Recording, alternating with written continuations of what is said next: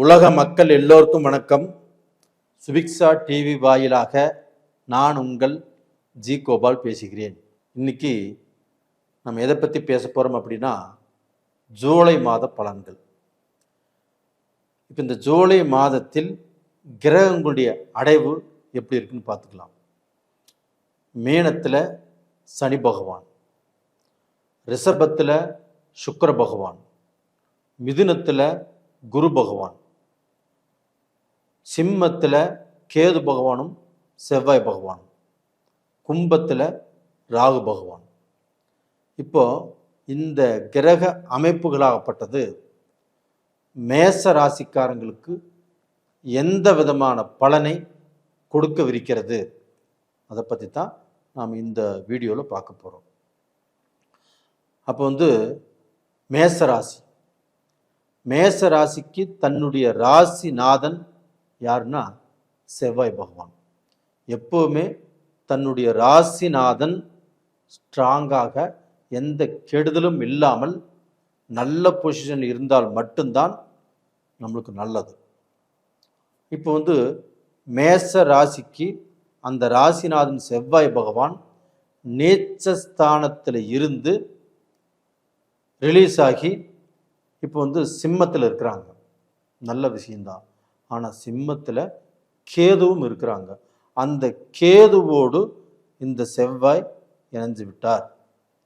அப்போ இதனால் என்ன ஆகும் அப்படின்னா ஒரு பதட்டம் வரும், முடிவெடுப்பதில் தயக்கம் வரும், தவறான முடிவை எடுத்துருவீங்க, போகக்கூடாத இடம் போகக்கூடிய சூழ்நிலை உருவாகும், சேரக்கூடாதவங்க கூட சேர வேண்டிய சூழ்நிலை உருவாகும்.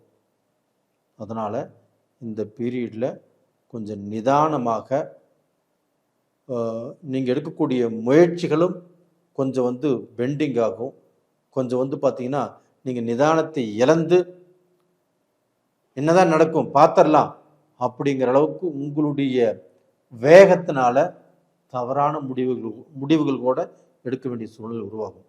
ஏன்னா மேசராசிக்காரங்களுக்கு எப்பவுமே அந்த சூடு சொர்ணங்கிறது ஜாஸ்தி, அந்த வேகம் ஜாஸ்தி, அந்த முன் கோபம் ஜாஸ்தி, அந்த வைராக்கியம் ஜாஸ்தி. இதனால் பார்த்தீங்கன்னா என்னதான் நடந்தாலும் பரவாயில்ல, இதை நான் செஞ்சு பார்க்குறேன் அப்படிங்கிற சூழல்கள் உருவாகும். அதனால் தயவு செய்து நான் சொல்லுவது என்ன அப்படின்னா, மேசராசிக்காரங்களுக்கு இந்த நேரத்தில் ஒரு பிஸ்னஸ் செய்வதோ, ஒரு பிஸ்னஸில் முக்கியமான முடிவுகள் எடுப்பதோ, இல்லை ஒரு பிஸ்னஸில் இன்வெஸ்ட் பண்ணுவதோ, இல்லை 2-3 பிரான்ச் ஓப்பன் பண்ணுறதோ கண்டிப்பாக எதுவுமே வேண்டாம். ஒரு தொழில் செய்கிறீங்க, ஒரு வியாபாரம் செய்கிறீங்க, நார்மலாக செஞ்சிட்ருங்க. அது போக நீங்கள் வேலை செய்யக்கூடிய இடத்துலையுமே இப்போ ஒரு கம்பெனியை மாற்றலாம், இல்லை இந்த கம்பெனியிலேருந்து வேறு கம்பெனிக்கு போகலாம், இந்த கம்பெனியில் நமக்கு ஸ்ட்ரெஸ் ஜாஸ்தி, நம்ம உழைப்புக்கு தகுந்த ஊதியம் இல்லை, நல்ல வருமானம் இல்லை, நம்ம வேறு கம்பெனிக்கு போனோம்னா நல்ல வருமானம் வருது, நம்ம நண்பர் சொல்கிறாரு, நம்ம நண்பர் கூப்பிட்டுருக்கிறாரு, இந்த பீரியடில் போகலாம் அப்படி நினைக்கிறதும் கண்டிப்பாக வேண்டாம். ஒரு மாதம் பொறுத்துக்கோங்க, ஒரு 1.5 மாதம் பொறுத்துக்கோங்க. அதுக்கப்புறம் இந்த செவ்வாய் கேது கிட்ட இருந்து மாறி வந்துடுவார். இது போக பார்த்தீங்கன்னா குடும்பத்திலையுமே சில மனஸ்தாபங்களோ, மன உளைச்சலோ, மன குழப்பங்களோ கண்டிப்பாக வரும். அதனால் குடும்பத்தில் உள்ளவங்க இப்போ யாருக்கு மேச ராசியோ அவங்களுடைய பார்ட்னர் இப்போ இந்த மேச ராசிக்காரங்களை புரிஞ்சு நடந்துக்கோங்க. அவர் அவசரப்படுவார், திடீர் குடும்பத்தில் குழப்பத்தை உண்டு பண்ணுவார் அப்படின்னா அட்ஜஸ்ட் பண்ணிக்கோங்க. இல்லைன்னா அவருக்கு அட்வைசராக நீங்கள் இருங்க. அப்படி இருந்தால் உங்களுக்கு நிறைய பிரச்சனைகளிலிருந்து நீங்கள் தப்பிக்கலாம். அது போக அந்த கேதுவும் செவ்வாயும் நின்ன ஸ்தானத்துக்கு 8ஆம் இடத்துல தான் சனி பகவான் இருக்கிறார். அப்போ அந்த சனி பகவான் அப்படிங்கிறது அந்த 8ஆம் இடத்துல இருப்பது சரியில்லை. அப்போ ஏற்கனவே மேசராசிக்கு 7 சனி ஓடிட்டு இருக்குது. 30 வயசில் உள்ளவங்களுக்கு கண்டிப்பாக வண்டி வாகனம் இதில் கண்டிப்பாக கொஞ்சம் நிதானமாக போவது நல்லது. அவங்க வாழ்க்கையில் தொழிலோ வியாபாரமோ ஒரு வேலையோ இதில் முடிவெடுப்பதுங்கிறது கொஞ்சம் குழப்பம். அதுபோக படிக்கக்கூடிய மாணவர்கள் அவங்க ரொம்ப கஷ்டப்பட்டு படிப்பீங்க. அந்த சனி பகவான் பிடிச்சி இழுத்து இழுத்து இழுத்து விடுவார் உங்களுடைய லட்சியம் ஃபெயிலியர் ஆகக்கூடிய அளவுக்கு.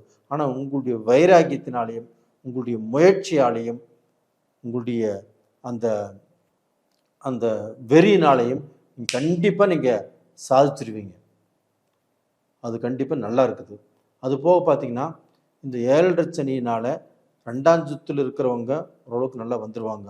3ஆம் சுற்றில் இந்த 60 வயசு 70 வயசு 80 வயசு இவங்க வந்து பார்த்தீங்கன்னா தன்கிட்ட இருக்கக்கூடிய பணத்தையோ இல்லை ஒருத்தர் கூட சேர்ந்து பிஸ்னஸ் பண்ணலாம்னு நினைக்கிறதோ இல்லை பிஸ்னஸே பண்ணிட்டு இருந்தாலும் அதில் வந்து ஏதாவது டெவலப் பண்ணலாம்னு நினைக்கிறதோ அதெல்லாம் வேண்டாம். அப்படியே கொஞ்சம் பொறுமையாக நிதானமாக இருப்பது நல்லது. உங்களுடைய உடம்பையும் கொஞ்சம் நல்லா பார்த்துக்கோங்க. இல்லைன்னா ஏதாவது எலும்பு சம்மந்தப்பட்ட பிரச்சனை, நரம்பு சம்மந்தப்பட்ட பிரச்சனை, ரத்தம் சம்மந்தப்பட்ட பிரச்சனை இதெல்லாம் வர்றதுக்கு வாய்ப்பு இருக்குது. நீங்கள் செக் பண்ணிக்கிறது நல்ல விஷயம். இதில் வந்து உங்களுக்கு ஒரு நல்ல விஷயம் என்ன அப்படின்னா, சுக்கிர பகவான் உங்களுக்கு வந்து அந்த குடும்பஸ்தானத்தில் இருக்கிறாரு. இதனால் குடும்பத்தை ஓரளவுக்கு பிரச்சனைகள் வராமல் அந்த சுக்கிர பகவான் கண்டிப்பாக பார்த்துக்குவார். அது போக குரு பகவானும் அந்த சூரிய பகவானும் இப்போ 2 பேரும் ஒரே இடத்துல இருக்கிறாங்க. அப்போ வந்து உங்களுக்கு வந்து அந்த சூரிய பகவான் அப்படிங்கிறது 5ஆம் இடத்துக்குரிய கிரகம். குருவோடு சேர்ந்து இருக்கிறதுனால பிரச்சனை இல்லை, வரக்கூடிய கெடுதல்லேருந்து தப்பிச்சுக்குவீங்க. அதே சமயத்தில் அதே குரு பகவான் 5ஆம் பார்வையாக அந்த 5ஆம் பார்வையாக உங்களுடைய ராசிக்கு 7ஆம் இடத்தை பார்க்குறாங்க. அப்படி பார்க்கறதுனால உங்களுடைய பார்ட்னர்ஷிப், உங்களுடைய பார்ட்னர் தொழில், உங்களுடைய மனைவி இதில் எல்லாமே கொஞ்சம் பிரச்சனைகள் வராமல் வரக்கூடிய பிரச்சனைகளை தடுத்து நிறுத்தி உங்களுக்கு வந்து நல்ல வழி காட்டுவார். அது போக பார்த்தீங்கன்னா மேச ராசிக்கு 11ஆம் இடத்துல ராகு இருக்கிறாங்க. அந்த ராகு பகவான் உங்களுக்கு 11ஆம் இடத்துல இருப்பது திடீர் வளர்ச்சியை கொடுப்பார், திடீர் முன்னேற்றத்தை கொடுப்பார். அந்த முன்னேற்றத்தையும் அந்த வளர்ச்சியும் உங்களுடைய ராசிநாதன் தடை பண்ணுவதற்கு கொஞ்சம் வாய்ப்பு இருக்கிறது. இருந்தாலும் அந்த குரு பகவான் 9ஆம் பார்வையாக அந்த ராகுவை பார்க்கறதுனால நீங்கள் கொஞ்சம் தப்பிச்சுக்கலாம். நேயர்களே, இந்த பதிவு ரொம்ப ரொம்ப முக்கியமானது. நீங்கள் வந்து ஸ்கிப் பண்ணாமல் பாருங்கள். அதே சமயத்தில் இதில் இருக்கக்கூடிய பெண்கள் கண்டிப்பாக அவங்களும் குடும்பத்துக்கோசரம் உழைச்சி பிஸ்னஸ் பண்ணி ஒரு வேலைக்கு போய் குடும்பத்துக்கோசரம் ரொம்ப கஷ்டப்பட்டுருக்கிறீங்க. உங்களுடைய கஷ்டங்கள் எல்லாம் மாறும், ஒரு நல்ல நிலைக்கு வரக்கூடிய வாய்ப்புகள் இருக்கிறது. ஏன்னா சுக்கிர பகவானும் குரு பகவானும் நல்லா இருக்கிறாங்க. கொஞ்சம் நிறுத்தி கொஞ்சம் நிதானமாக கொஞ்சம் அட்ஜஸ்ட் பண்ணி போங்க. அது போக ரிலேஷன்ஷிப்பில் இருக்கிறவங்க இப்போ வந்து ஒருத்தர் காதலிக்கிறாங்க. அப்போ அந்த காதலிக்கிறவங்க ஒருத்தர்கிட்ட இருந்து இன்னொருத்தர்கிட்ட நல்ல பதில் வரணும், இல்லை அவங்க நல்லா பழகணும் அப்படின்னு நினச்சால் கண்டிப்பாக இந்த பீரியடில் சலிப்பு, சங்கடங்கள், அந்த பிரேக்கப் ஆகக்கூடிய வாய்ப்புகள் இருக்குது. கொஞ்சம் நிதானம் பண்ணி நடந்துக்கோங்க. நேயர்களே, நான் சொன்ன பதிவு உங்களுக்கு பிடிச்சிருக்குன்னு நினைக்கிறேன். லைக் பண்ணுங்கள், சப்ஸ்கிரைப் பண்ணுங்கள். இந்த பீரியடில் நீங்கள் வணங்க வேண்டிய தெய்வம் கண்டிப்பாக செவ்வாய் பகவானை, முருகப்பெருமானை, கண்டிப்பாக அந்த திருச்செந்தூர் முருகனை, அப்படி இல்லைன்னா வீட்டுக்கு அருகாமையில் உள்ள முருகனை செவ்வாய்க்கிழமை நாளில் வணங்கி வாங்க. அதுபோக கேது பகவானை வணங்குங்க. அப்படி இல்லைன்னா விநாயகரை ஒரு திங்கட்கிழமை நாளில் ஒரு சொம்பு தண்ணி ஊற்றி அருகம்புல்லை வச்சு வணங்கி வாங்க. பிரார்த்தனை பண்ணிக்கோங்க. உங்களுடைய பிரார்த்தனை கண்டிப்பாக பலிக்கும். கண்டிப்பாக இந்த தெய்வங்களை வணங்கி வருவது நல்ல விஷயம். நேயர்களே, உங்களிடமிருந்து விடைபெறுவது உங்களின் ஜி கோபால். நன்றி, வணக்கம்.